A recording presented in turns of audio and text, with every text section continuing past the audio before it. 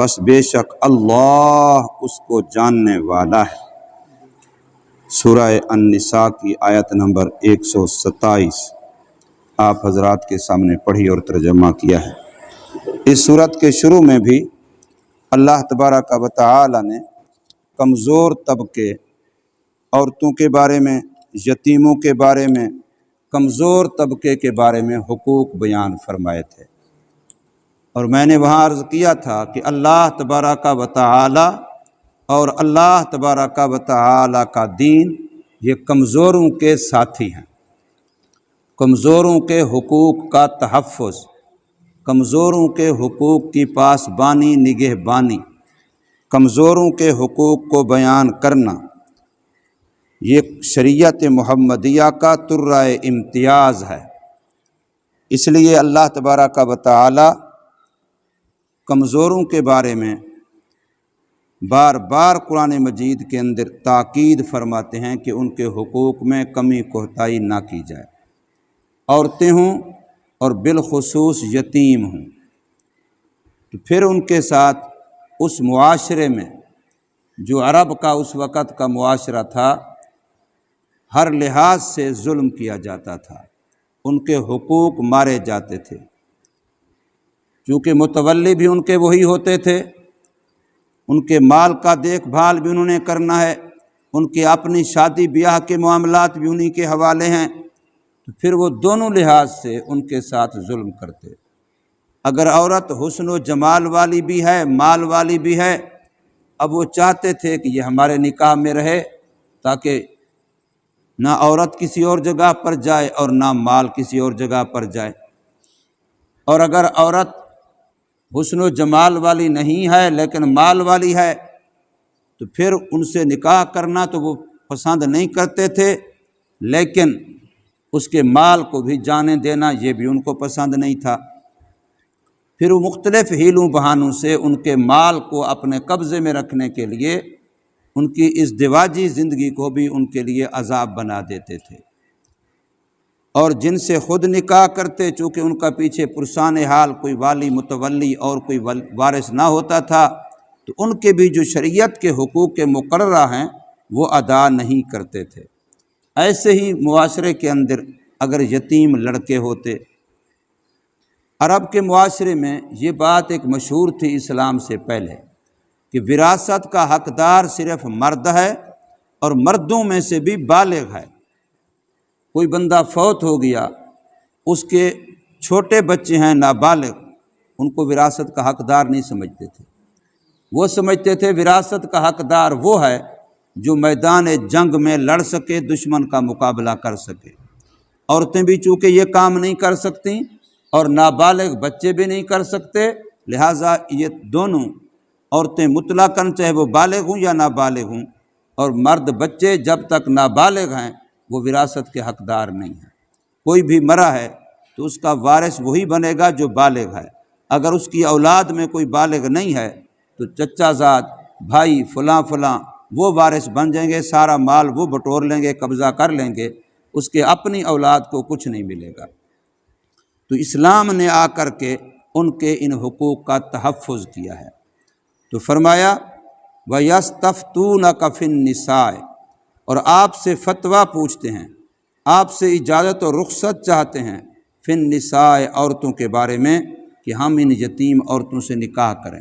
اسلام نے اس وقت روک دیا تھا، سورہ بقرہ کے اندر بھی گزرا ہے، اسی سورہ نساء کے شروع میں بھی گزرا ہے کہ جب تم ان عورتوں کے حقوق پورے ادا نہیں کرتے پھر تم ان کے ساتھ نکاح کرو ہی نہ۔ اسلام نے روک دیا تھا۔ اب بعد میں وہ لوگ یہ چاہتے تھے کہ ہمارے نکاح میں یہ آئیں، وہ جو منع تھا اس کی ہمیں اجازت ملے۔ تو اسلام نے اجازت دی، لیکن فرمایا اجازت اس صورت میں ہے کہ ان کے حقوق میں کمی کوتاہی نہ کی جائے، ان کے ازدواجی حقوق بھی پورے کیے جائیں اور ان کے مالی حقوق بھی پورے کیے جائیں۔ وَيَسْتَفْتُونَكَ، اور آپ سے پوچھتے ہیں، آپ سے فتویٰ لیتے ہیں، فی النساء، عورتوں کے بارے میں، تو آپ جواب میں ارشاد فرمائیے اللہ یفتیکم فیہن، اللہ تمہیں فتویٰ دیتا ہے ان کے بارے میں، اللہ تمہیں اجازت دیتا ہے، اللہ تمہیں حکم بتاتا ہے ان کے بارے میں۔ وما یتلا علیکم فی الکتاب، اور قرآن مجید جس کی آیتیں تمہارے سامنے تلاوت کی جاتی ہیں وہ بھی تمہیں فتویٰ دیتا ہے، قرآن مجید بھی تمہیں بتلا رہا ہے، فی یتامی النساء اللاتی لا تؤتونہن،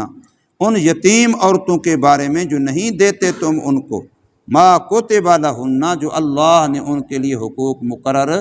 کیے ہیں۔ قرآن مجید نے بار بار کہا ہے کہ جیسے مردوں کے عورتوں کے ذمہ حقوق ہیں تو عورتوں کے بھی مردوں کے ذمہ حقوق ہیں،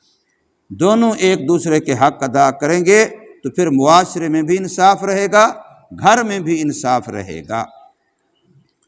فرمایا وَتَرْغَبُونَ أَن تَنكِحُوهُنَّ، تمہیں اس بات کی رغبت اور شوق تو ہے کہ تم ان سے نکاح کرو، لیکن نکاح کا شوق ہے تو پھر حقوق بھی پورے ادا کرو، یعنی تو نکاح تو کرو لیکن ان کے حقوق پورے نہ ادا کرو اور اپنی من مانی مرضی کرو، یہ بات نہیں ہے۔ اور اسی طریقے سے وَالْمُسْتَضْعَفِينَ مِنَ الْوِلْدَانِ، اور جو کمزور ہیں، ضعیف طبقہ ہے بچوں میں سے، چاہے وہ بچے ہیں لیکن نابالغ ہیں، ان کا والد فوت ہو گیا ہے، ان کا اب کوئی بڑا نہیں ہے، سرپرست نہیں ہے، تم ہی ان کے سرپرست ہو، تو ان کے حقوق بھی ادا کرو۔ اب وہاں کیا کرتے؟ آج کل بھی معاشرے میں یہ ہو رہا ہے، وہ جی میرے پاس یتیم ہے، میرا بھتیجا ہے، بھائی ہے، فلاں ہے، چھوٹے میرے ذمے ہیں، ان کے اخراجات مجھے برداشت کرنے پڑتے ہیں، لیکن اخراجات کے بہانے میں ان کا جو وراثت کا حصہ تھا، ان کا جو مال تھا، وہ سارا خود کھا گیا، اور اسی بہانے سے وہ جی میں تو یتیم کی پرورش کر رہا ہوں، میں تو یتیم کو دیکھ بھال کرتا ہوں، اس کا 100 روپیہ خرچہ ہے تو 500 اس کے مال میں سے جا رہا ہے، 1000 خرچہ ہے تو 5000 اس کے مال میں سے جا رہا ہے۔ تو اس طریقے سے اگر ان کے مال کو تم اس بہانے سے اڑاتے ہو، کھاتے ہو، تو فرمایا اس سے بھی اللہ تبارک و تعالی روک رہے ہیں کہ کمزور بچوں کے حقوق کی نگرانی کرو۔ وَأَن تَقُومُوا لِلْيَتَامَى بِالْقِسْطِ، یتیموں کا مال، یتیموں کے معاملات میں انصاف کا لحاظ رکھو۔ ہمارے ہاں حقوق کس چیز کے ہیں؟ طاقت کے ہیں، دولت کے ہیں۔ جس کے پاس طاقت ہے اس کے لیے قانون بھی ہے، اس کے لیے ادارے بھی ہیں، اس کے لیے فلاں بھی ہے، اور جو بیچارہ کمزور ہے اس کا کمزور ہونا ہی مستقل جرم ہے۔ چوری کمزور بندے سے بھی ہو گئی اور چوری طاقتور نے بھی کر لی، طاقتور اس پر کوئی ہاتھ نہیں ہے، کوئی قانون نہیں ہے، کوئی پکڑ دھکڑ نہیں ہے، اور غریب بیچارے کا جرم جتنا ہے اس سے 10 گنا زیادہ اس کو سزا دی جا رہی ہے۔ اس لیے پھر کہا جاتا ہے کہ ایسے ملکوں میں کمزور ہونا جرم ہے، مجرم ہونا جرم نہیں ہے۔ یہاں جرم کمزور ہونا ہے، چونکہ وہ بیچارہ کمزور ہے اس لیے یہ اس کا جرم ہے، اور کسی کا کمزور ہونا، طاقتور ہونا، یہ اپنے بس میں تو نہیں ہے، یہ تو من جانب اللہ ایک تقسیم ہے۔ تو فرمایا وَأَن تَقُومُوا لِلْيَتَامَى بِالْقِسْطِ، کمزور کا جب معاملہ ہے تو پھر خدا کے ساتھ تمہارا معاملہ ہے، وہاں انصاف پہ قائم رہنا۔ باقی وَمَا تَفْعَلُوا مِنْ خَيْرٍ، جو بھی کوئی تم نیکی کا کام کرو، چاہے کسی مخلوق کے ساتھ نیکی کرو، کمزور کے ساتھ نیکی کرو، کوئی عبادت کرو، کوئی بھی نیکی کا کام ہے، حقوق اللہ میں سے ہو یا حقوق العباد میں سے ہو، تو فرمایا فَإِنَّ اللَّهَ كَانَ بِهِ عَلِيمًا، پکی بات ہے کہ اللہ تمہاری اس نیکی کو جانتا ہے، وہ نیکی کبھی ضائع نہیں ہوتی، اور نیکی تم نے کی ہی بدلہ اللہ سے لینے کے لیے ہے، پھر مخلوق سے اس کی توقع خیال میں بھی نہ آنے پائے جی میں اتنا بھلائی کرتا ہوں، اتنا یہ کرتا ہوں، اتنا وہ، تم نے اللہ کے لیے کیا ہے، بدلہ کون دے گا؟ اللہ دے گا۔ عبادت کا معاملہ ہے ہی اللہ کے ساتھ۔ آج لوگ آتے ہیں وہ جی بڑی تلاوتیں بھی کرتے ہیں، ذکر بھی کرتے ہیں، حج عمرے بھی کرتے ہیں، فلاں بھی کرتے ہیں، فلاں بھی کرتے ہیں، کاروبار نہیں چل رہا۔ بھی اللہ کے بندے، یہ چیزیں کاروبار چلانے کے لیے نہیں ہیں، نمازیں کاروبار چلانے کے لیے اللہ نے ہمیں دی ہی نہیں ہیں، تلاوت قرآن، ذکر، درود پاک، اللہ نے یہ چیزیں کاروبار چلانے کے لیے ہمیں دی ہی نہیں ہیں، یہ تو آخرت کے لیے ہیں۔ ہاں یہ الگ بات ہے جب تو خالص اللہ کا ہو کے ان کو کرے گا، دنیا کا مفاد تیرے ذہن میں، وہم و گمان میں، خیال میں نہیں ہوگا، تو اس کی برکت سے اللہ پاک تیرے دنیا کے کام بھی بنا دے گا۔ لیکن تیرا معاملہ یہ نہیں ہے کہ تو اس لیے کرے۔ قرآن مجید کئی لوگوں نے فیکٹری میں آ کر کے جی بندہ قرآن مجید پڑھ جائے، مستقل کاری لگوائے ہوئے ہیں،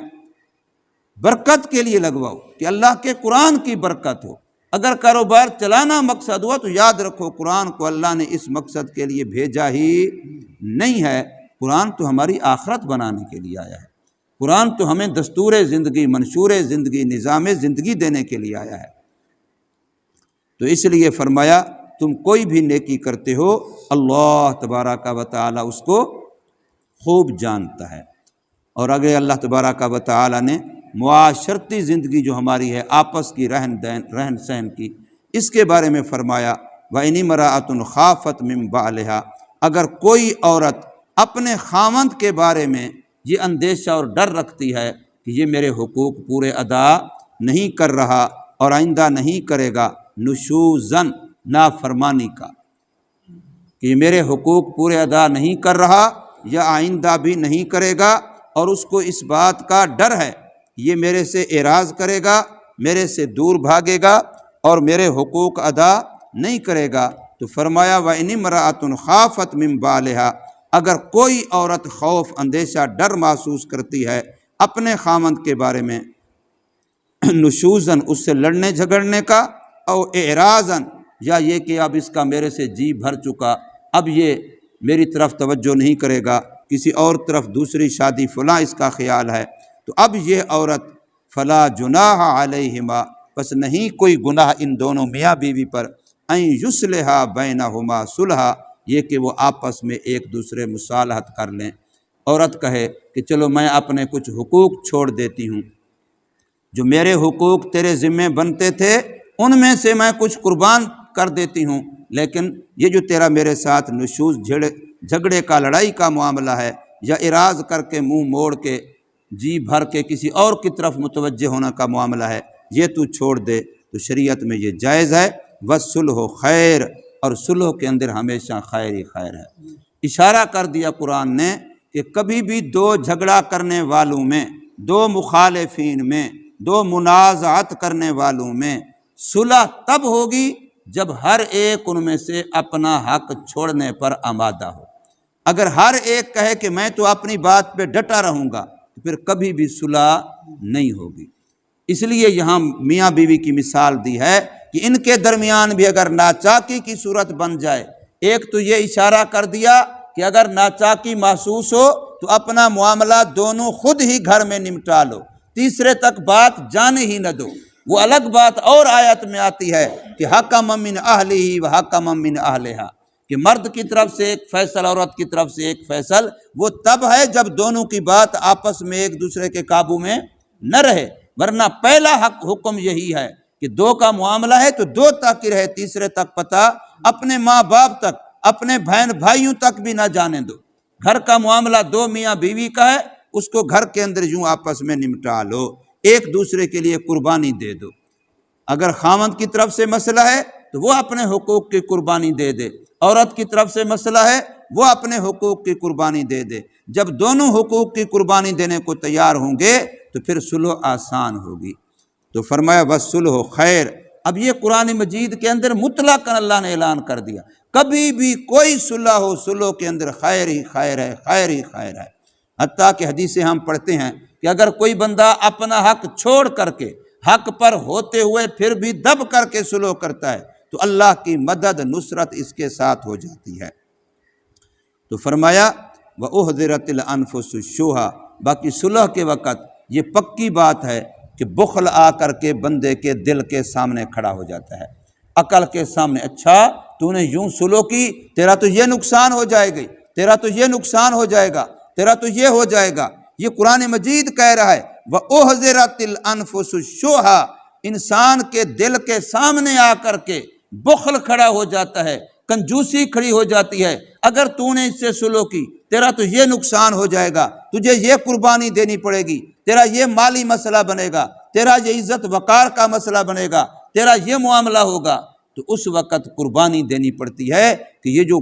رکاوٹیں سامنے آ رہی ہیں یہ بخل کی ہیں، یہ دنیا کی محبت کی ہیں، تو فرمایا اس کی قربانی دینی پڑے گی۔ وَإِن تُحْسِنُوا وَتَتَّقُوا، اگر تم نیکی کرتے رہو اور پرہیزگاری تقوی اختیار کرتے رہو، فَإِنَّ اللَّهَ كَانَ بِمَا تَعْمَلُونَ خَبِيرًا، تو پکی بات ہے اللہ پاک تمہارے عملوں کی مکمل خبر رکھنے والا ہے کہ کس نے اپنے حقوق کی قربانی دے کر کے، اپنے جذبات کی قربانی دے کر کے، اپنے احساسات کی قربانی دے کر کے، اپنے مفادات کی قربانی دے کر کے، اپنے حق اور سچ پر ہوتے ہوئے بھی اپنی ذات اور اپنے منصب، عہدے، عزت تک کو، وقار کو، معاشرے میں جو اس کی حیثیت تھی اس کو بھی داؤ پہ لگا کر کے اپنے گھر کو، اپنی برادری کو، اپنے کنبے قبیلے کو صلح کر کے بچا لیا، اپنے بھائیوں کے ساتھ، بہنوں کے ساتھ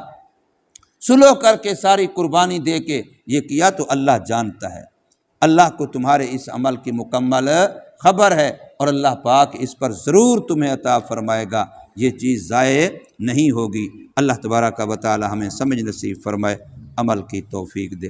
الحمدللہ رب